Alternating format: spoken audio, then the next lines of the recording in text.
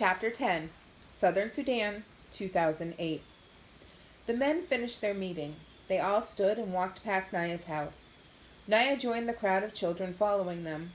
A few minutes' walk beyond her house there was a tree. The men stopped at the tree and the strangers talked to Naya's uncle some more. There was another tree some 50 paces past the first one. With Naya's uncle beside him, one of the men stopped at the halfway point. The other man walked the rest of the way and examined the second tree. The first man called out to his friend in a language Naya did not understand. The friend answered in the same language, but as he walked back toward the group, he translated for the chief, and Naya could hear him. "This is the spot, halfway between the two largest trees. We will find the water here." Naya shook her head. What are they talking about? She knew that place like the back of her hand. It was there between the two trees that the village sometimes gathered to sing and talk around a big fire. There wasn't a single drop of water on that spot, unless it was raining. Southern Sudan, 1985. Salva reached for his gourd. He knew it to be half full, but suddenly it felt much lighter, as if there was hardly any water left in it. Uncle Jewar must have guessed what he was thinking. "No, Salva," he murmured. "You are too small and not strong enough yet. Without water you will not survive the rest of the walk. Some of the others, they will be able to manage better than you." Sure enough, there were now 3 women giving water to the men on the ground. Like a miracle, the small amounts of water revived them. They were able to stagger to their feet and join the group as the walking continued. But their 5 dead companions were left behind. There were no tools with which to dig, and besides, burying the dead men would have taken too much time. Salva tried not to look as he walked past the bodies, but his eyes were drawn in their direction. He knew what would happen. Vultures would find the bodies and strip them of their rotting flesh until only the bones remained. He felt sick at the thought of those men, first dying in such a horrible way, and then even having their corpses ravaged. If he were older and stronger, he would have given water to those men, or would he, like most of the group, have kept his water to himself? It was the group's 3rd day in the desert. By sunset, they would be out of the desert, and after that, it would not be far to the Inting refugee camp in Ethiopia. As they trudged through the heat, Salva finally had a chance to talk to Uncle about a worry that had been growing like a shadow across his thoughts. "Uncle, if I am in Ethiopia, how will my parents ever find me? When will I be able to go back to Lunarik?" "I have talked to the others there," Uncle said.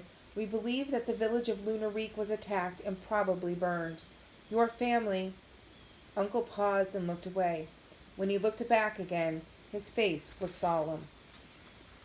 "Salva, few people survived the attack on the village. Anyone still alive would have fled into the bush, and no one knows where they are now." Salva was silent for a moment. Then he said, "At least you will be there with me in Ethiopia." Uncle's voice was gentle. "No, Salva, I am going to take you to the refugee camp, but then I will return to Sudan to fight in the war." Salva stopped walking and clutched at Uncle's arm. "But Uncle, I will have no one. Who will be my family?" Uncle gently loosened Salva's grip so he could take the boy's hand in his. "There will be many other people in the camp. You will become friends with some of them. You will make a kind of family there. They too will need people they can depend on."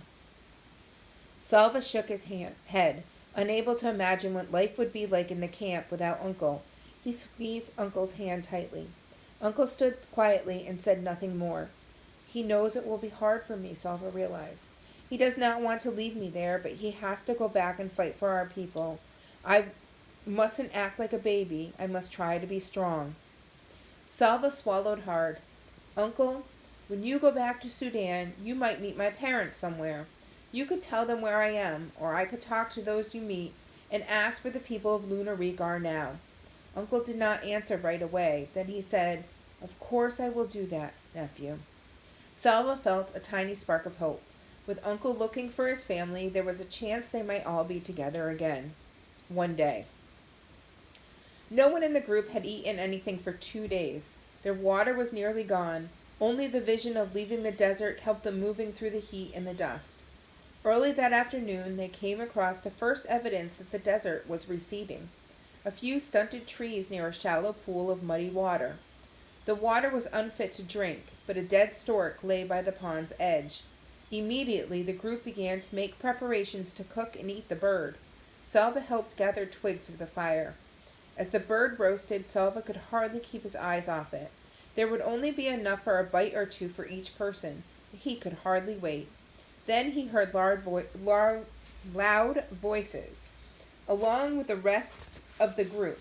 He turned and saw 6 men coming toward them. As the men approached, he could see that they were armed with guns and machetes. The men began shouting, "Sit down! Hands on your heads! All of you, now!" Everyone in the group sat down at once. Salva was afraid of the weapons, and he could see that the others were too. One of the men walked among the group and stopped in front of Uncle.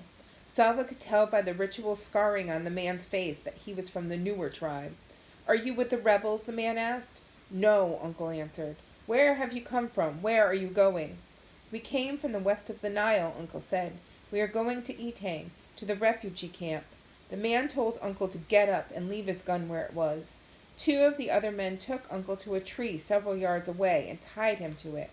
Then the men moved among the group. If anyone was carrying a bag, the men opened it and took whatever was in it. They ordered some people to remove their clothing and took that too. Salva was trembling. In the midst of his fear, he realized that for the first time on the trip, it was a good thing to be the youngest and smallest. The men could not be interested in his clothes. When the men had finished their looting, they picked up Uncle's gun. Then they walked to the tree where Uncle was tied up. "Maybe they will leave us alone now they have robbed us," Salva thought. He heard them laughing. As Salva watched, one of the men aimed his gun at Uncle.